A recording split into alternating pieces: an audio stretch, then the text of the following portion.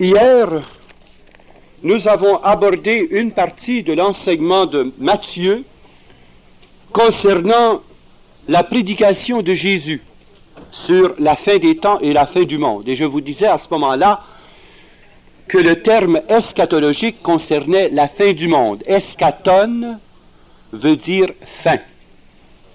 Et Jésus est l'eschaton par excellence, puisque c'est lui qui doit couronner et achever la création tout entière en rassemblant toutes choses sous sa seigneurie. Ce que saint Paul nous dit dans les termes suivants, récapituler toutes choses dans le Christ. Pour nous, Français, récapituler, ça veut dire repasser, mais en latin et en grec, c'est tout mettre sous un seul chef, anakephalizein. Et récapitulare, caput veut dire tête, tout replacer sous un seul chef, une seule tête, tout ramasser sous la seigneurie de Jésus. Ça, des fois qu'on a un peu de difficulté à comprendre en français, parce que les traducteurs essaient autant que possible de nous donner l'original, mais cela nous conduit parfois à ne pas saisir les nuances. Tout récapituler dans le Christ, c'était d'ailleurs la devise de Pie XI, si vous vous rappelez, instaurare omnia in Christo Jesu. Tout récapituler dans le Christ, ça veut dire de tout placer sous la seigneurie de Jésus. L'univers entier veut être le royaume de Dieu. Jésus est venu pour régner sur toute l'humanité, et ce plan ne trouvera son achèvement plénier qu'à son glorieux retour.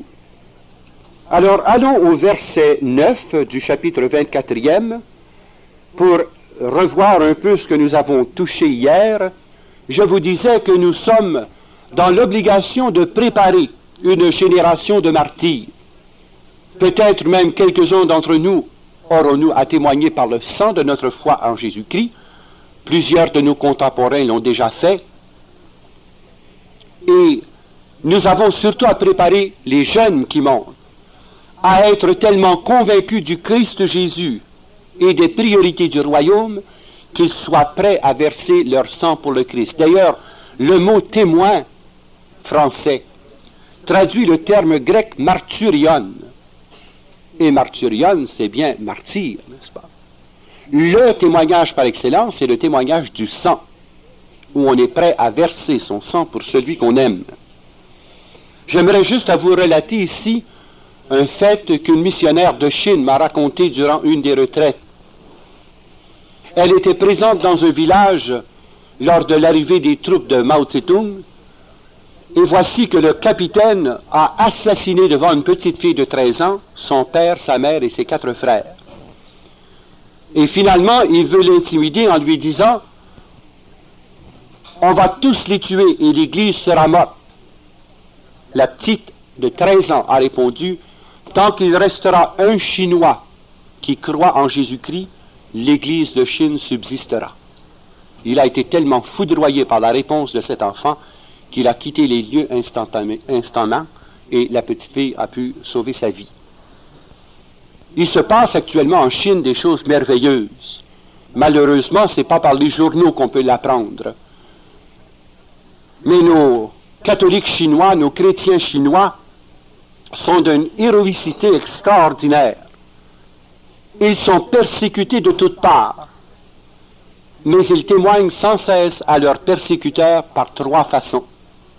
Ils ont les meilleures fermes collectives. Ils produisent plus de 3 fois l'équivalent des non-chrétiens. Alors les communistes sont stupéfaits. Ils chantent des cantiques toute la journée pendant qu'ils travaillent dans les champs. Et alors, sans trop s'en apercevoir, ils évangélisent leurs persécuteurs. Et troisièmement, ils sont dans un état de prière constante. La loi chinoise actuellement permet des house parties, des soirées récréatives dans les maisons. Alors les Chinois, qui sont loin d'être fous, souverainement intelligents comme ils sont, organisent des soirées pendant qu'il y en a 10 ou 15 en haut qui font la fête, au cas où les polices viendraient. Il y en a 40 ou 50 dans la cave qui font des soirées de prière, qui durent plusieurs heures. Et ensuite, ils se remplacent. Il y en a 4 ou 5 qui montent en haut, 4 ou 5 qui descendent les remplacer, et la soirée de prière continue. C'est ce qui se passe en Chine actuellement. Pendant que nous disons, oh, je ne sais pas si j'ai le temps d'aller à une soirée de prière. Oh, je ne j'irai pas cette semaine. Oh non, franchement. Une soirée de prière, c'est fou ça, voyons donc. Ça n'a pas de bon sens, ça fait de même. Voilà, ça a du bon sens, des messes qui durent 3 heures. Voyons donc. Il faut être pratique. 35 minutes au top. Nous vivons dans la liberté religieuse.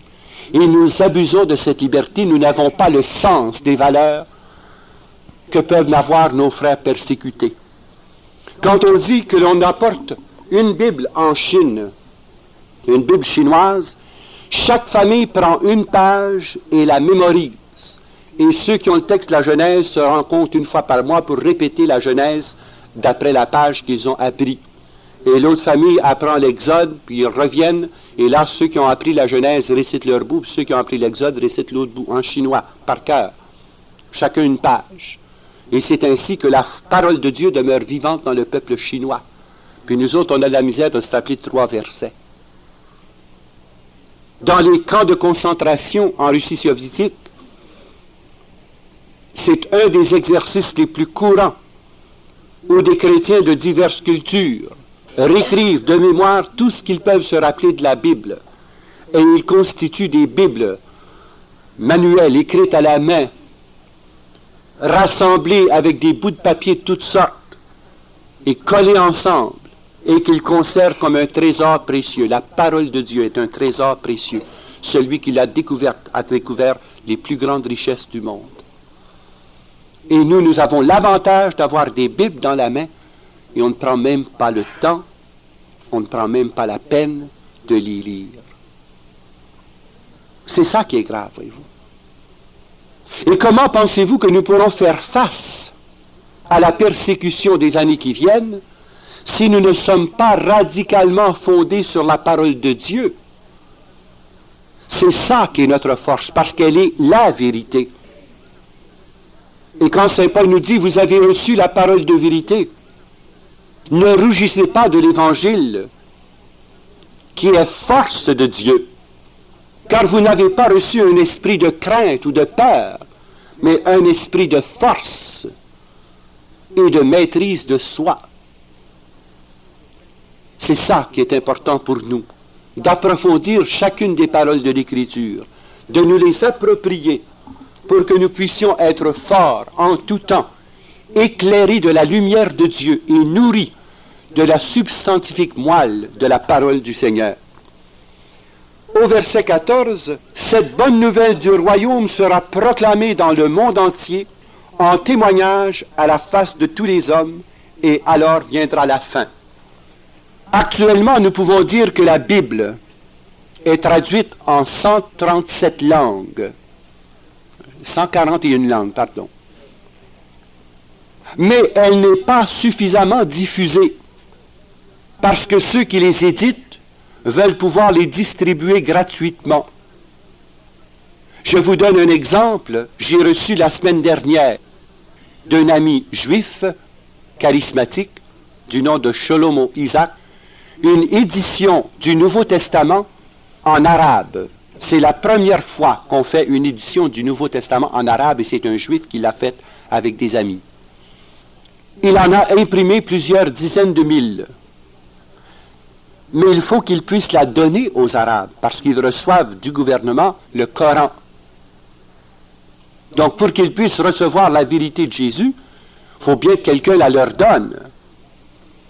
C'est au prix d'énormes sacrifices que cela a été entrepris, puisque 3 fois on a brisé les presses, dès lors qu'on a su que Shlomo Isaac entreprenait la traduction arabe du Nouveau Testament. Par 3 fois, il a rebâti ses presses. Il est reparti à neuf. Alors nous qui avons l'avantage d'avoir la parole de Dieu, vous ne pensez pas que ce sont des moyens par lesquels nous pouvons accomplir la parole du Seigneur? La bonne nouvelle du royaume doit être annoncée comme témoignage à la face de tous les peuples. Nous ne pouvons pas aller en Égypte, en Syrie. Nous ne pouvons pas parler l'arabe.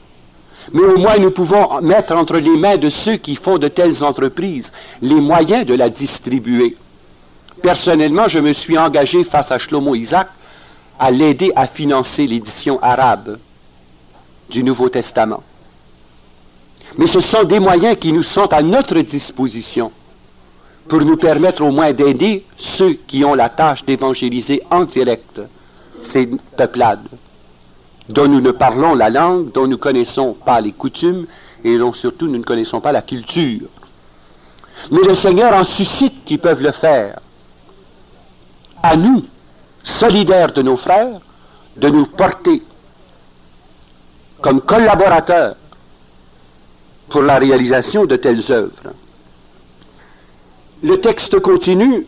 « Lors donc que vous verrez l'abomination de la désolation dont a parlé le prophète Daniel installé dans le Saint-Lieu, que le lecteur comprenne, alors que ceux qui seront en Judée s'enfuient dans les montagnes, que celui qui sera sur la terrasse ne descende pas de sa maison pour prendre ses affaires, et que celui qui sera au champ ne retourne pas en arrière pour prendre son manteau. Malheur à celles qui sont enceintes ou allaiteront en ces jours-là. En ces jours-là, lorsque viendra l'abomination de la désolation. Qu'est-ce que ça veut dire, ça, l'abomination de la désolation? Il s'agit d'une chose sacrilège. Ça a été commis par Antiochus Épiphane. Lorsqu'il a investi Jérusalem, il a fait ériger dans le temple de Jérusalem une statue grandeur nature, tout en or, qui représente l'empereur. Et il a exigé que les gens l'adorent. C'est contre cela que les frères Maccabées ont lutté, si vous vous souvenez. Ils ont établi une guérilla contre celui qui avait établi l'abomination de la désolation dans le temple. La même chose est arrivée après l'investissement des armées romaines qui, après la mort de Jésus, ont occupé le temple et voyant que le peuple ne voulait pas se soumettre à l'adoration de l'empereur, ils ont tout simplement démoli le temple au complet pour qu'il n'en reste pas pierre après pierre. Mais il y a aussi une dimension parousiaque à ce texte-là, puisque à la fin des temps, après la reconstruction du temple, celui qui se fera passer pour le Messie libérateur érigera sa propre statue et exigera des Juifs l'adoration. Or, les Juifs ne peuvent pas adorer les images des faux dieux. Ils se rappellent encore de la terrible leçon du veau d'or que Moïse leur avait inculquée. Et c'est ça qui permettra aux Juifs de découvrir le vrai Sauveur et le vrai Messie en Jésus de Nazareth. Lorsque l'Antichrist construira son image pour obtenir l'adoration, pour exiger légalement l'adoration de la part des Juifs, c'est là que la débâcle arrivera. Et le prophète Zacharie nous dit, leurs yeux s'ouvriront et ils pleureront celui qu'ils ont transpercé. Ils le pleureront comme un fils unique et un bien-aimé. C'est alors que nous verrons l'accomplissement des prophéties de Romains 9, 10 et 11. L'Épître aux Romains, où saint Paul nous dit précisément, si la chute des Juifs a été la cause de la conversion des non-Juifs ou des païens, goïm, que ne sera leur retour lorsque les Juifs reviendront à la vraie foi en reconnaissant Jésus de Nazareth comme leur Messie réel? Eh bien, il se passera en Israël des choses merveilleuses. Et c'est l'un des signes de la fin des temps, que la conversion massive du peuple d'Israël. J'ai eu le plaisir, pour ma part, d'en voir des centaines remplis du Saint-Esprit. J'ai eu le plaisir de travailler au Canada avec plus de 1000 Juifs charismatiques dispersés à travers le pays.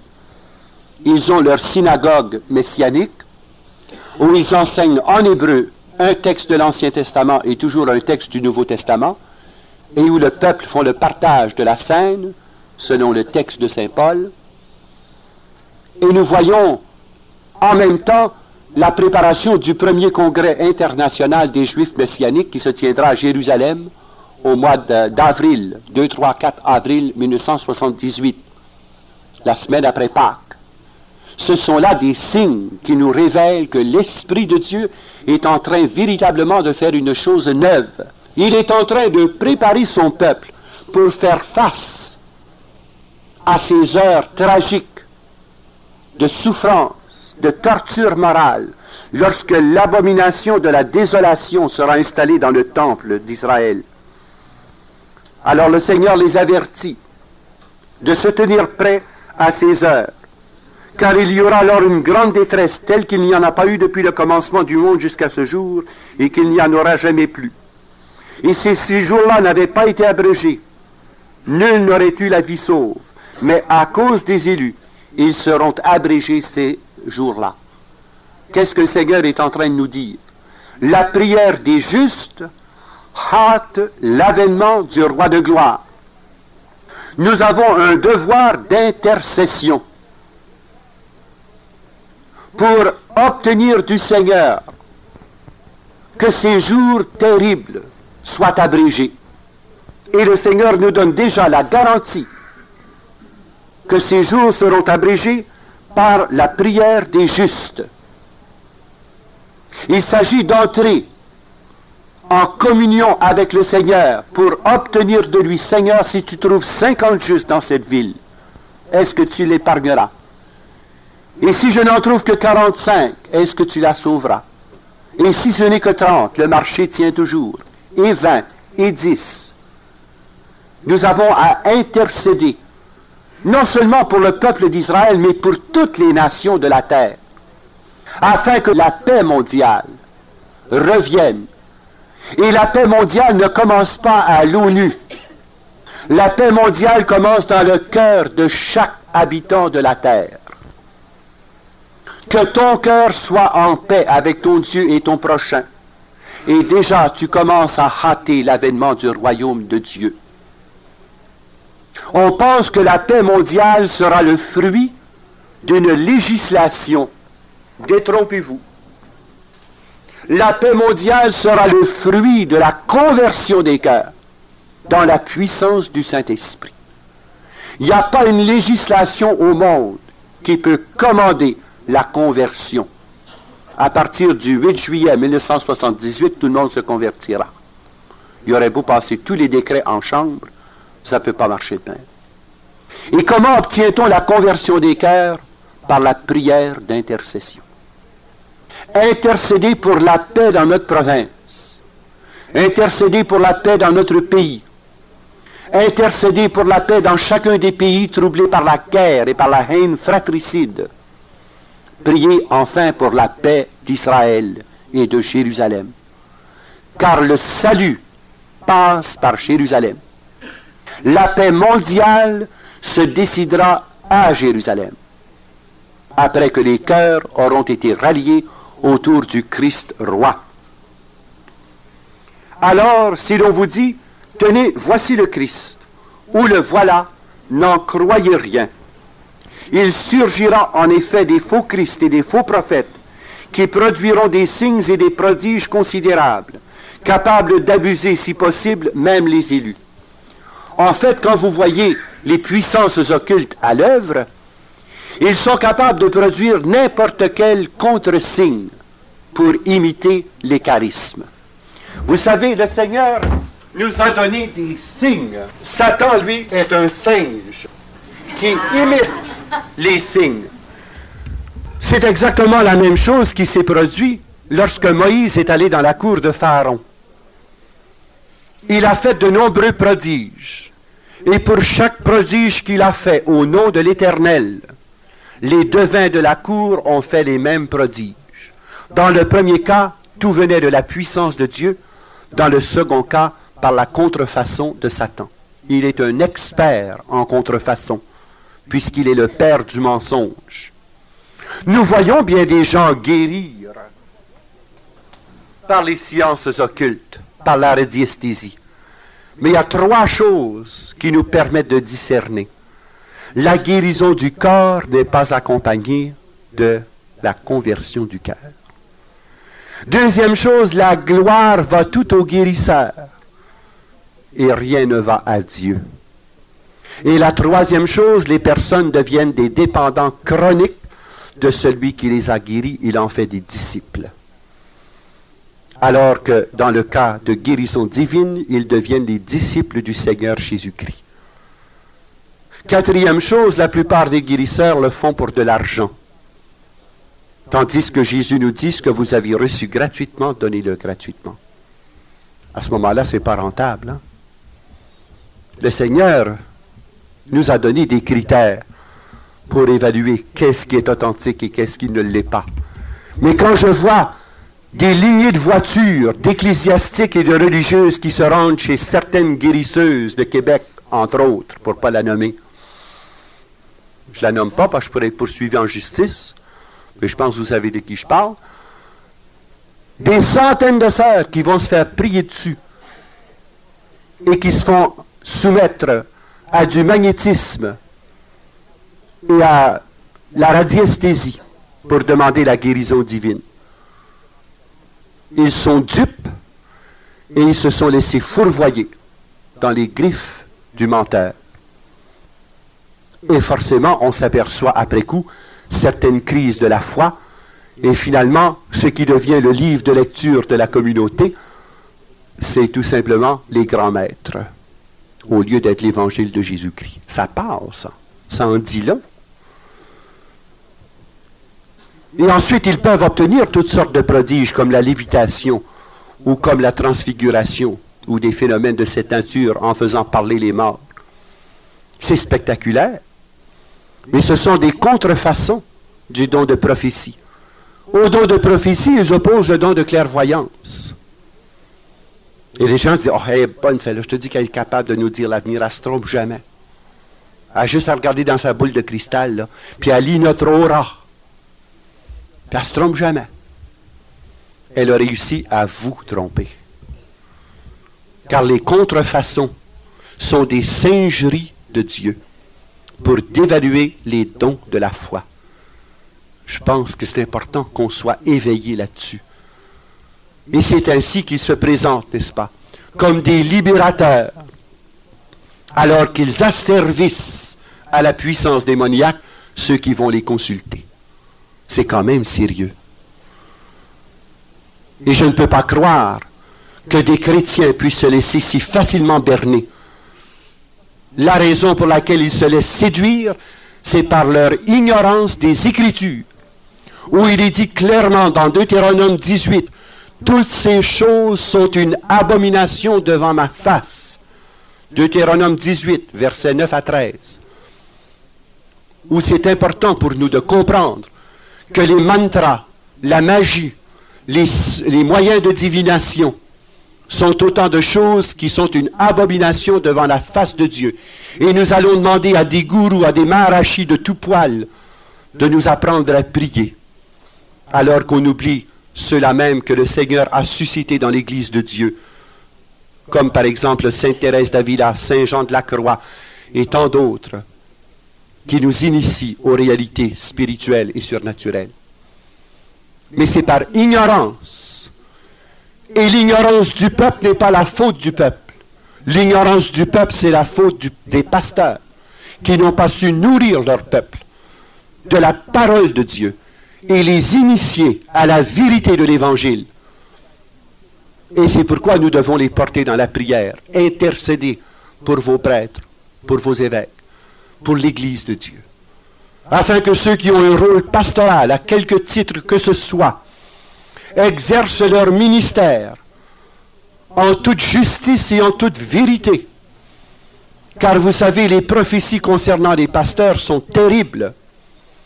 Et je lisais hier soir une prophétie qui a été donnée à l'occasion du congrès charismatique de Kansas City la semaine dernière, où le Seigneur parle très fort contre les pasteurs qui négligent leurs troupeaux. Je vous ai parlé, vous n'avez pas écouté.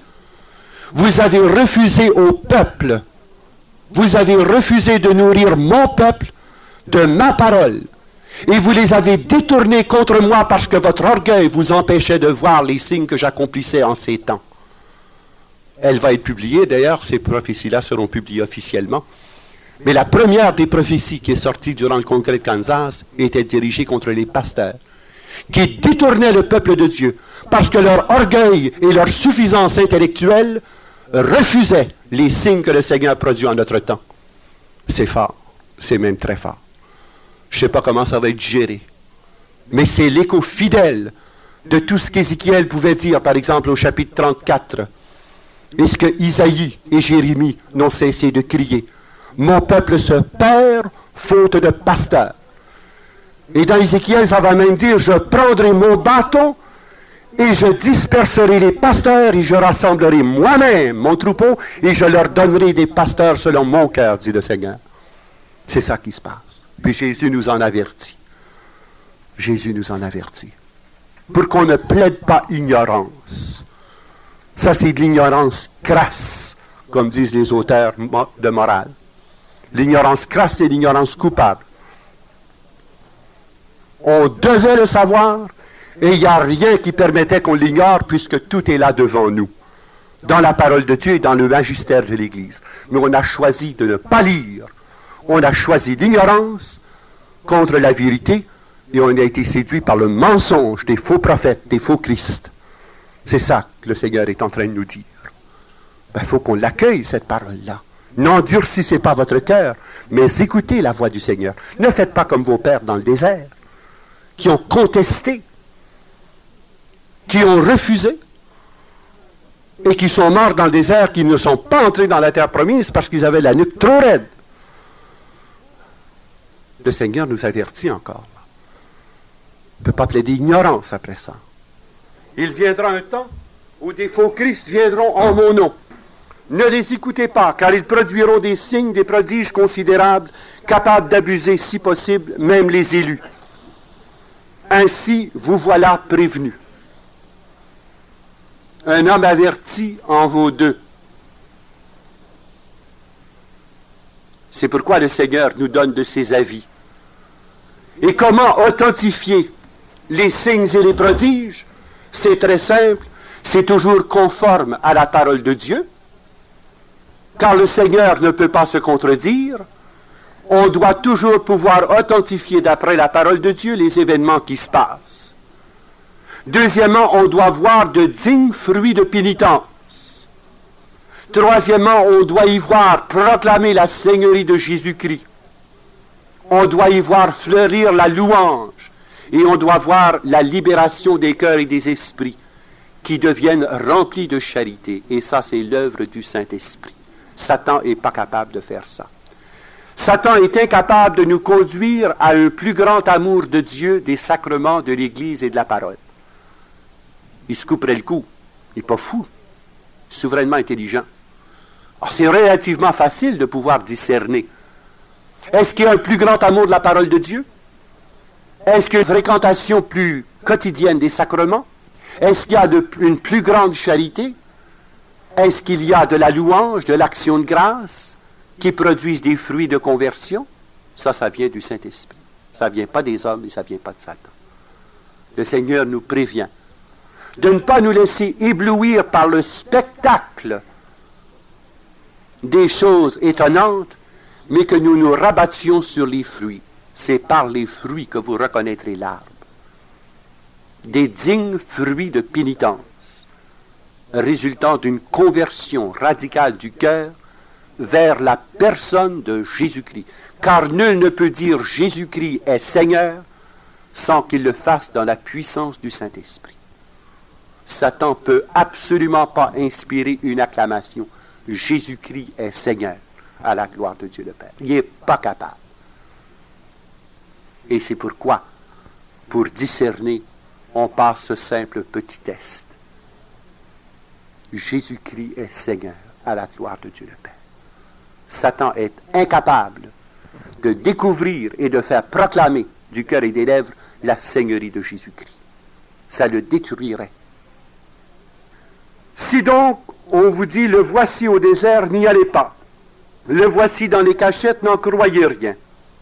Comme l'éclair, en effet, part du levant et brille jusqu'au couchant, ainsi en sera-t-il à l'avènement du Fils de l'homme. Jésus lui-même se révélera à toute chair, et tous le verront lors de son avènement de gloire, comme l'éclair qui sillonne le ciel et qu'on peut voir de tout lieu. Où que soit le cadavre, là se rassemblera les vautours, et où est le corps du Christ, là se rassemblent les adorateurs, en esprit et en vérité. Aussitôt après la détresse de ces jours-là, le soleil s'obscurcira, la lune perdra son éclat, les étoiles tomberont du ciel et les puissances des cieux seront ébranlées. Ça, ce sont des signes qui accompagnent la fin des temps. Et alors apparaîtra dans le ciel le signe du Fils de l'homme. Il deviendra clair, évident, que l'avènement du Fils de l'homme dissipera ces ténèbres pour y faire éclater son admirable lumière.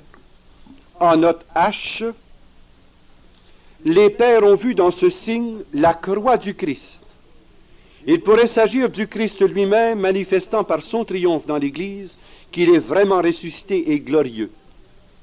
Et chacun des cœurs recevra la révélation intérieure de la vérité et de l'authenticité de cette manifestation.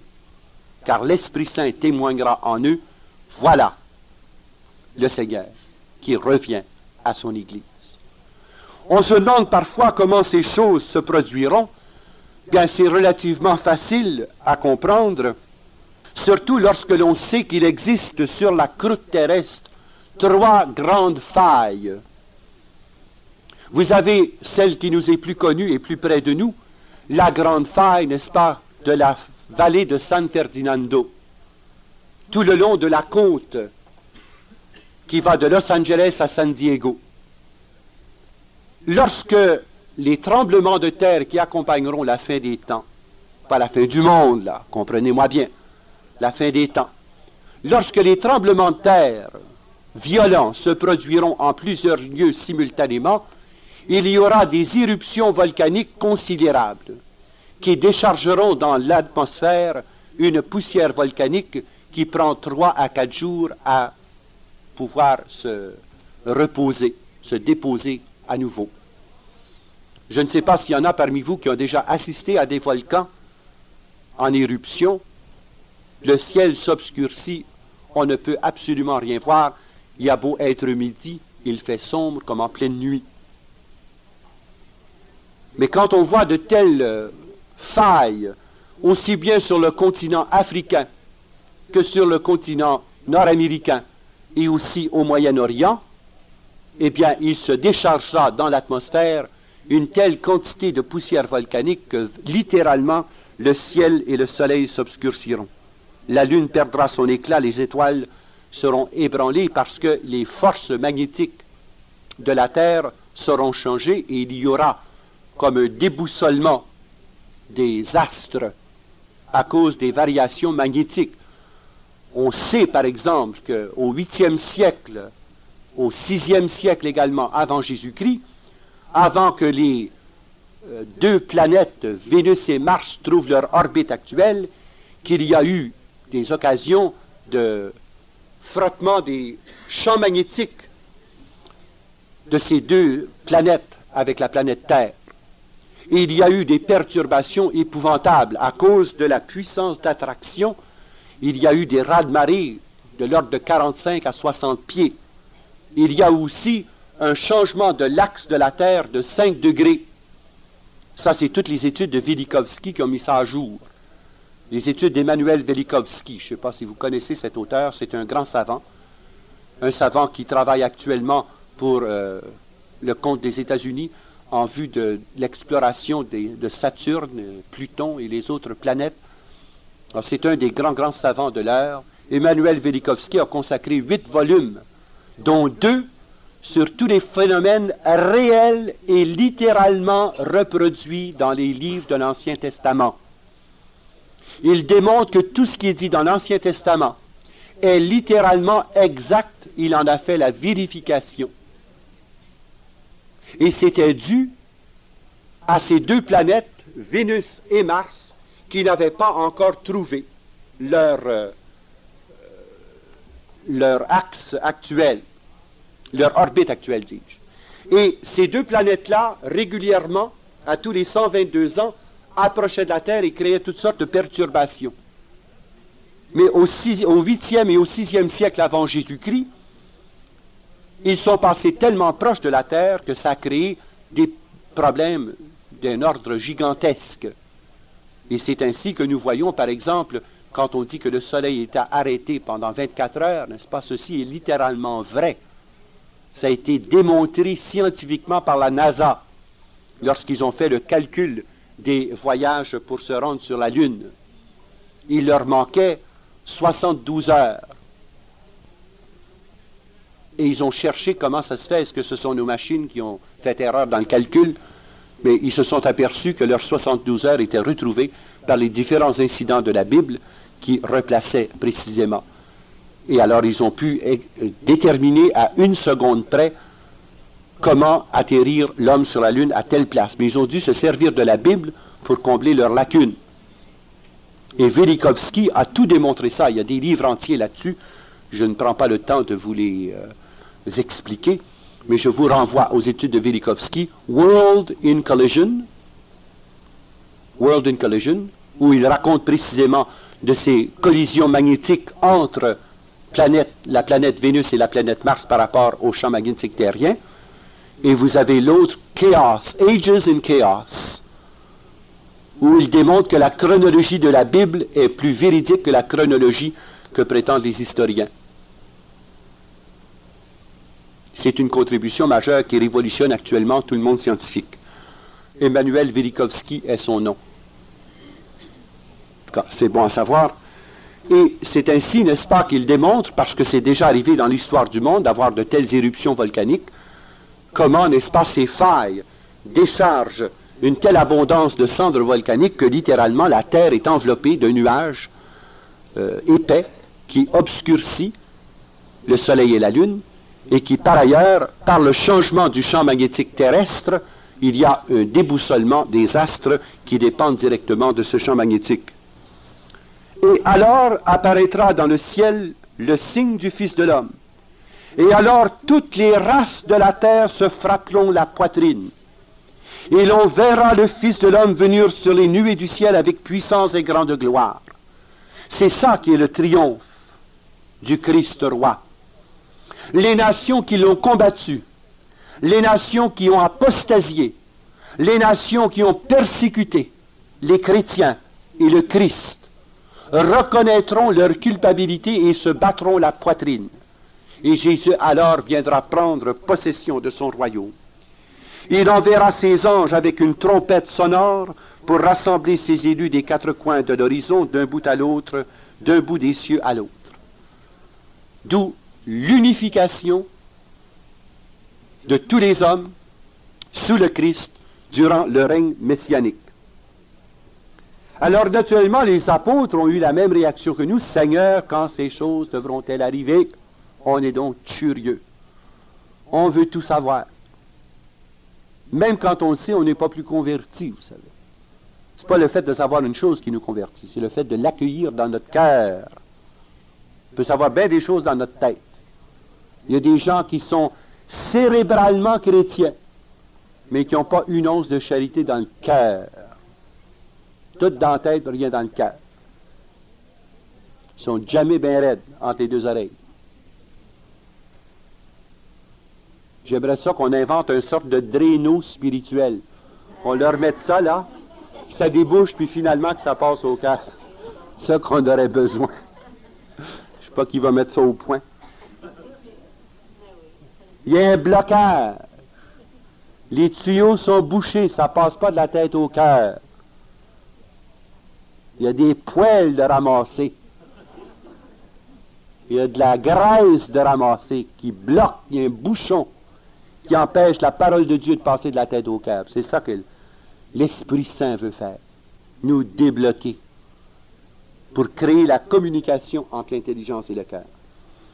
Alors, ils ont interrompu Jésus, puis on dit, Seigneur, comment cela arrivera-t-il? Dis-nous quand. Jésus leur refuse de répondre. Du figuier, apprenez cette parabole.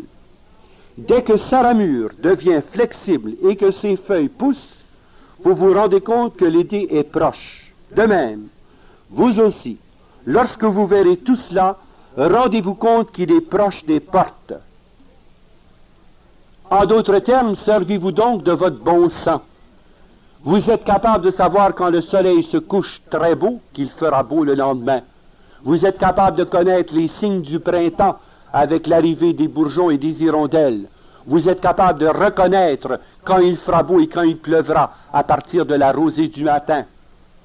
Soyez donc aussi intelligents dans les choses du Seigneur. Quand vous verrez ces signes arriver, ces signes, l'ensemble des signes, pas juste 3, 4, Mais quand vous verrez l'ensemble de ces signes arriver, sachez alors qu'il est proche aux portes. En vérité, je vous le dis, cette génération ne passera pas que tout cela ne soit arrivé. Il faut bien comprendre ce verset-là. Cette génération où ces signes seront perçus, où l'ensemble de ces signes se produiront, cette génération-là ne passera pas sans que tout ne soit accompli. Or, Jésus nous parlait d'un certain nombre de signes qui se sont tous accomplis lors de la destruction du temple de Jérusalem. Et ensuite, il nous projette à l'accomplissement de ces mêmes signes lors de son avènement de gloire, pour que nous sachions quand ces choses arriveront. Le ciel et la terre passeront, mais mes paroles ne passeront point. Quant à la date de ce jour et à l'heure, personne ne les connaît, ni les anges des cieux, ni le Fils, personne autre que le Père seul. Alors, tout de suite, quand on commence à vous dire la fin des temps aura lieu en l'an 2094 ou en 1995 ou au mois de mars 2001, dites-vous, in patatibus usque ad collem. Ils sont dans les patates jusqu'au cou. Nul ne connaît le jour ni l'heure. Pourquoi? Pour que nous soyons toujours vigilants.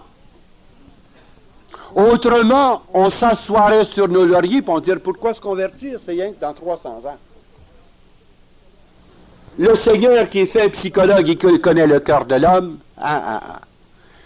non, soyez toujours prêts. Tenez vos lampes allumées. Saignez toujours vos reins de la ceinture de la fidélité. Veillez et priez car vous ne savez ni le jour ni l'heure. Que c'est donc vrai. C'est vrai pour notre parousie personnelle quand le Seigneur vient nous cueillir sur la terre des hommes. Nul ne sait ni le jour ni l'heure. Ça arrive au moment le plus inattendu. Ceux qu'on croit mourir vivent 10 ans de plus, puis ceux qu'on ne s'attend pas meurent entre nos bras. Hein? C'est bien comme ça. Des petits jeunes de 15, 16, 17 ans qui meurent à la fleur de l'âge, de leur adolescence, et des vieux radoteux qui finissent plus. Ça râle jusqu'à 109 ans. Pas de cheveux, pas de dents, ça dure pareil. Hein? Quel mystère, quel mystère. C'est pour nous montrer que nous ne savons ni le jour ni l'heure. Ça dépasse notre entendement humain. C'est le mystère de la mort, comme le mystère de la vie, dont le Seigneur est le seul maître. Nous n'y pouvons rien. C'est pourquoi il faut toujours être prêt. Veillez et priez. Vous savez, je ne sais pas si ça vous a déjà frappé, n'est-ce pas? Cette parabole du Seigneur des 10 vierges, les 5 sages et les 5 folles. Moi, j'ai lu ça des centaines de fois, puis on dirait que ça ne cliquait pas. Je ne sais pas, je ne comprenais pas. Je trouvais ça bon, c'est une parabole. Mais à un moment donné, là, quand j'ai compris cette dimension du retour de Jésus-Christ, cette parabole est devenue lumineuse. Car n'oubliez pas que les 10 fiancés attendaient l'arrivée de l'époux. Or, il y en a 5 qui se sont trouvés pris de court. Ils n'avaient pas prévu de l'huile, puis ils sont allés au centre d'achat à minuit le soir. Sans doute aussi pour se faire friser, pour qu'il soit plus belle quand l'époux viendra. Puis pendant qu'ils étaient au centre d'achat, là, à se faire des frisettes et à acheter de l'huile, l'époux est arrivé, puis les 5 sages qui veillaient et priaient sont entrés dans la maison avec l'époux. Alors les 5 folles sont arrivées, puis ils ont bûché dans la porte. « Seigneur, Seigneur! » Je ne vous connais pas. « On est vierge! » Pas d'objection.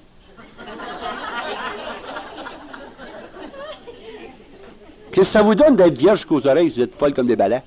Hein? Hein?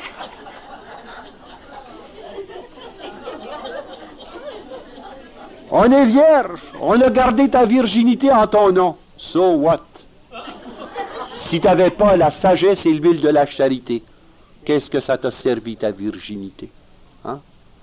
On a beaucoup misé longtemps, n'est-ce pas, sur cette valeur qu'on appelait la pureté. Puis on mettait tous nos œufs dans le même panier. Celui qui était pur allait au ciel tout droit. Il avait beau être bête comme ses pieds, piquant comme un cactus, desséché comme un rat, mais il était pur. Puis ça, c'était le péché des péchés. Il fallait être vierge. Le Seigneur nous fait comprendre que la virginité n'est pas tout. C'est quelque chose d'admirable et de louable, mais ce qui prime, c'est la vive flamme de la foi, l'huile de la charité, la vigilance et la prière en attendant le roi de gloire. C'est tout ça. Pas juste la virginité tout seul. Voyons donc. Voyez-vous comment on peut brouiller des perspectives en faisant l'Évangile non pas selon Saint Matthieu et Saint Marc et Saint Luc, mais l'Évangile selon Louis, selon Arthur, selon Oscar. L'Évangile selon Marc, l'Évangile selon Marielle, l'Évangile selon Françoise. Non. Nous serons jugés sur la parole de Dieu, selon Saint Matthieu, Saint Marc, Saint Luc, Saint Jean. Pas l'Évangile selon Éphrem. Non, non, non. Pas du tout. Pas du tout. C'est ça qu'on appelle le subjectivisme moral. Moi, je vis ma religion à ma manière. Moi, je comprends ça de même. Est-ce qu'on n'entend pas ça tous les jours? Moi, je la vis à ma manière, ma religion. Ben, j'ai des petites nouvelles pour toi. Parce que tu ne seras pas jugé à ta manière, tu vas être jugé d'après la parole de Dieu. Le Seigneur ne te demandera pas selon telle école, quelle école tu as étudié, selon quel courant de catéchèse ou quel courant d'exégèse. Le Seigneur te demandera, as-tu reçu ma parole, l'as-tu vécu? J'étais nu et tu m'as vêtu. J'avais faim, tu m'as donné à manger. J'avais soif, tu m'as donné à boire. J'étais en prison, tu m'as visité. J'étais malade, tu m'as soigné. Ah oui, mais d'après l'école structuraliste, c'est pas ça que ça veut dire. Va maudit au feu éternel, t'es trop bête. Satan barbecue, next stop. Alors donc. Ah, moi, je suis un structuraliste. Va te faire structurer. Va revoir tes maîtres. Ils vont t'enseigner, eux autres. Ils vont te structurer ça en éternité. Ils vont monter le thermostat à bord de ça.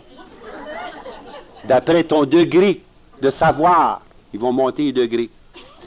Chauffe, bêta. Hein? Qu'est-ce que vous voulez?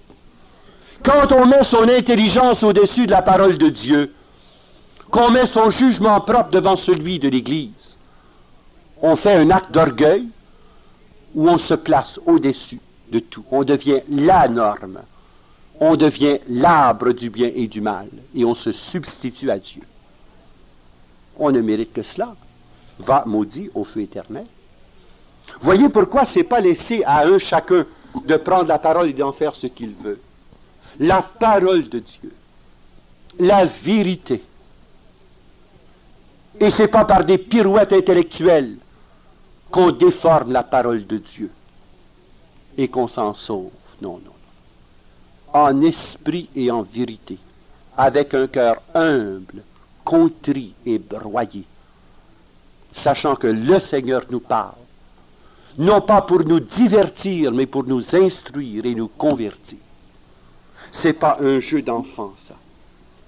Et c'est pourquoi Jésus nous dit, il en sera de ces jours comme les jours de Noé.